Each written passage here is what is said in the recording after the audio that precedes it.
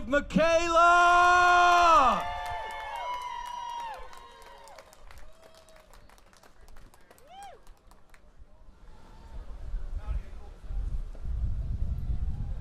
Hi, well, thank you all for being here today. My name is Erin, and I'm here to share with you why I think it is very important that we end the prohibition against cannabis. I am here on behalf of thousands of children in this world. For the past 2 years, our family's home, second home, has been Randall Children's Hospital here in Portland, Oregon. We have spent the majority of our time there making memories behind the halls of somewhere no child should ever have to spend a day. For the first 10 days of her diagnosis, she was very, very ill. And then we registered her for the Oregon Medical Marijuana Program. Cannabis has given our family hope. It has given Michaela a life that no other child that lives behind these walls of these hospitals experiences. Michaela has never used a single Tylenol. She doesn't hardly use any anti-nausea drugs.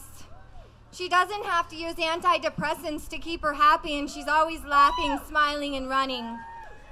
Without cannabis, this would not happen.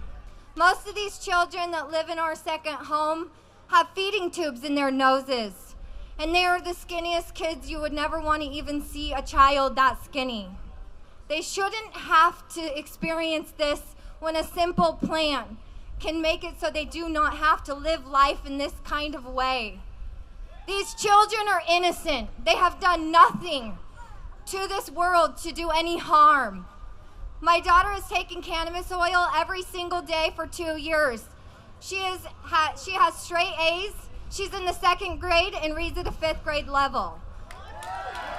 Cannabis does not harm our bodies. Cannabis heals. Prohibiting it from us is causing harm to not only adults but to our future generation. Michaela is not the only child that I'm standing here for today. Cancer is not the only diagnosis that cannabis is just showing unbelievable results in. There are children that spend their entire life seizing, having grand mal seizures and not even functioning. These parents are going to Colorado and to Oregon, to these states that are allowing kids to use cannabis, and their children are becoming normal, going back to school, coloring pictures. How can we, as a country, allow our government to tell us that we cannot use this plant? We, as people, need to come together and show them what is right, and what is right is making this legal so the researchers can study it. Because if our researchers and our doctors cannot study it, we will never be able to use it as parents, and the doctors will never support us using it. We as parents want our doctors to support our journey, our missions, and what is saving our children. Some people are afraid of legalizing because they're afraid of the government control on our cannabis.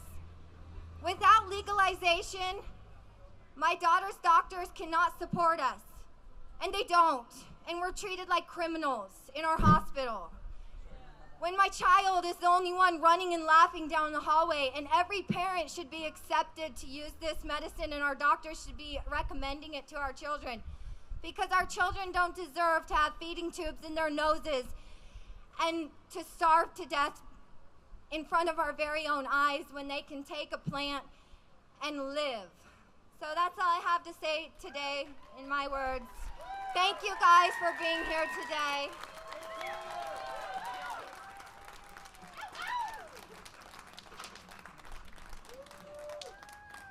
Thanks, guys. Thank you, Brandon and Erin and brave Michaela.